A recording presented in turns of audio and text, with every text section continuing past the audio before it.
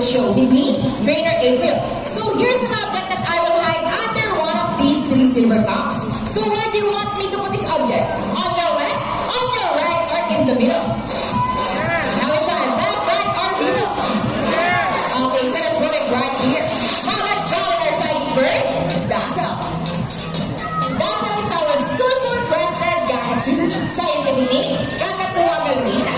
They inhabit in open woodlands and forests along the east coast of Australia. They are very loud birds and can mimic almost any sound. They typically feed on seeds, nuts, fruits, sagas, durian, papaya, rambutan, and they also love corn. Now guys, do you think Dazzle has the ability to find the hidden object? If it's yes, then say, you can do it, Dazzle.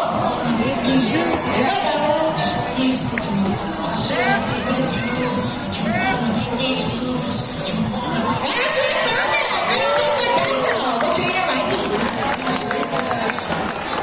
Now, our next featured birds are just like any married couple.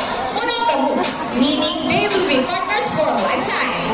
With the romantic half, but as any couple will attest, in a relationship there will always be battles. Meet Sassy and Rocky are a beautiful pair of green-winged mako, and today they will battle down who's the best in basketball game.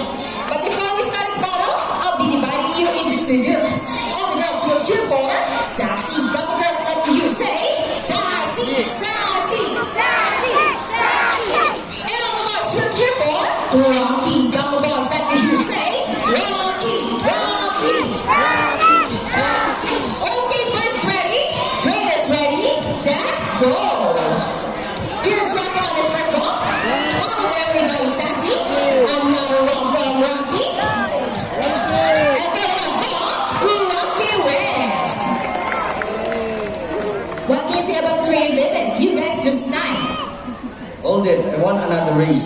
Oh, he wants another race, Trainer JD? Are you sure about that? Do you want Sassy to lose again? This time I guarantee you that Sassy will win.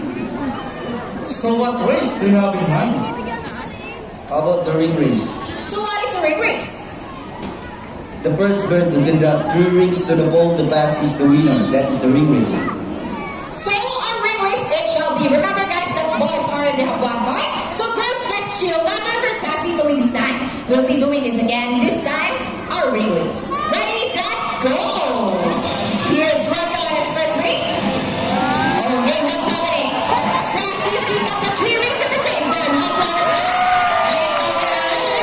is that? Sassy. What can you say about Trainer JB? 3 rings at the same time. Hey, you guys cheated! No, we didn't cheat. Sassy, use your brain. Oh, so it's true that girls are more talented than boys? Pass for Rocky and Sassy with Trainer JB and Trainer David. Parrots are particularly known to be intelligent and perceptive. That's why we continue to enhance their skills and not get bored. Here's Sassy, our green-wing mako. She's going to show us how intelligent she is by putting the shape back to its correct spot. Just like Sassy, green-wing makos are from South America. They are known to be the gentle giants of the parrot family. It is because they are the second largest next to the hyacinth makos. They can go up to 92 centimeters in length and can live up to 8 years old. Scientific name is Araclaroctera. They usually feed on seeds, nuts, salts, and minerals along the river banks. And for the last shape, go Sassy. And there we go, intelligent guy. Ang applause for Sassy. Great David.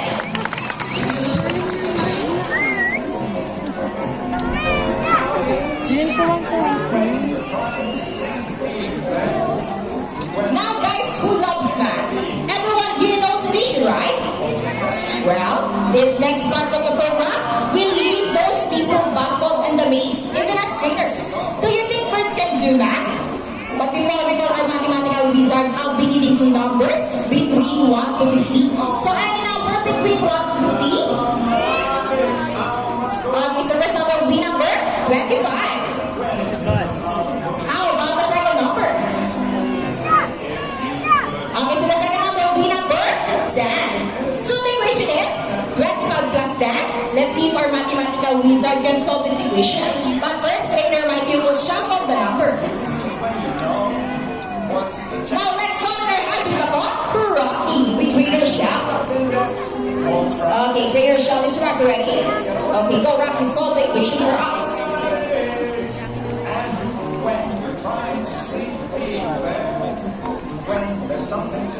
Go Rocky. Once again, the equation is 25 plus 10. Then Rocky gets the first number correct. How about the second number? Up to the second number, Rocky. Well, Rocky loves numbers. And Rocky gets the number 5. So, 25 plus 10 is equals to 35. But once again, for our happy couple, Rocky, we traded a shell. So this time, I need an adult volunteer with 500 peso bill. Once again, I need an adult volunteer with 500 peso bill. Just raise your hands and my co-trainer will pick one. Sound guys, don't be shy. Anyone with 500 peso bill?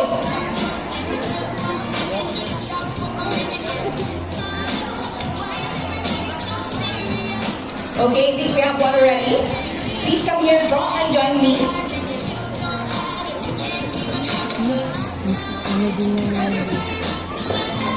Like this.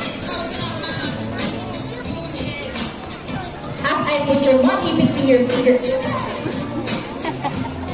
Sir, do you have any idea what will happen next? Any idea? Well, now let's call in our money bird. Bang is also over Mulukat Kakatsu sa inibigay Kakatuwa Mulusensis. Body flies super.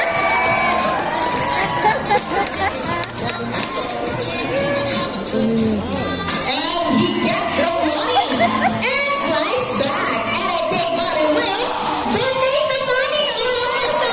Honor. Sir, before you go, I have a question for you.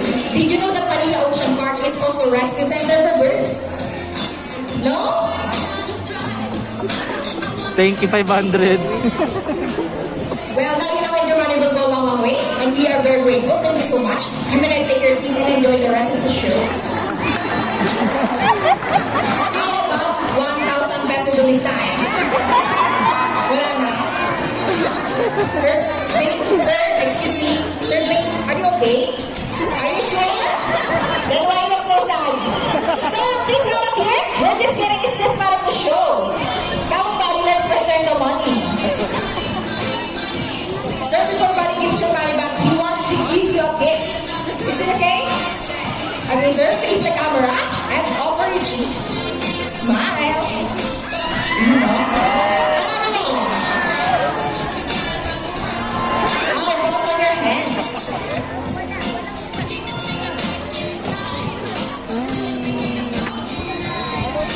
And there is your money. I almost for volunteer and money. Ladies and gentlemen, now that you have seen our colorful and intelligent parrots, we would like to show you another species of bird here in Manila Ocean Park.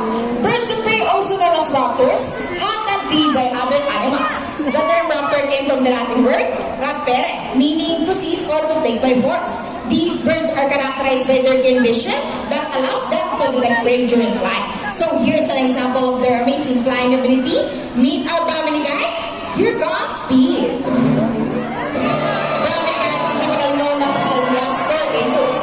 One of the 446 species of birds of prey around the world.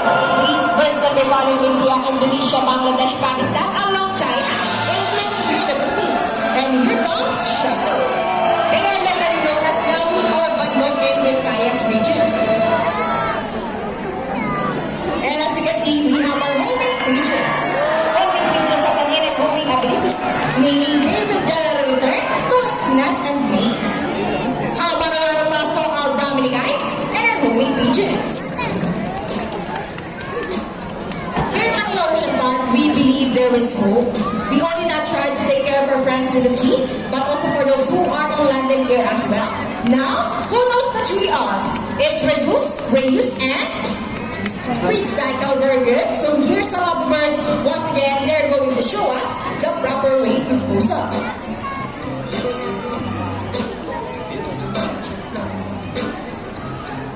See, if our numbers can do it, so can we. Ladies and gentlemen, we hope you all enjoy the show. Our birds spectacular.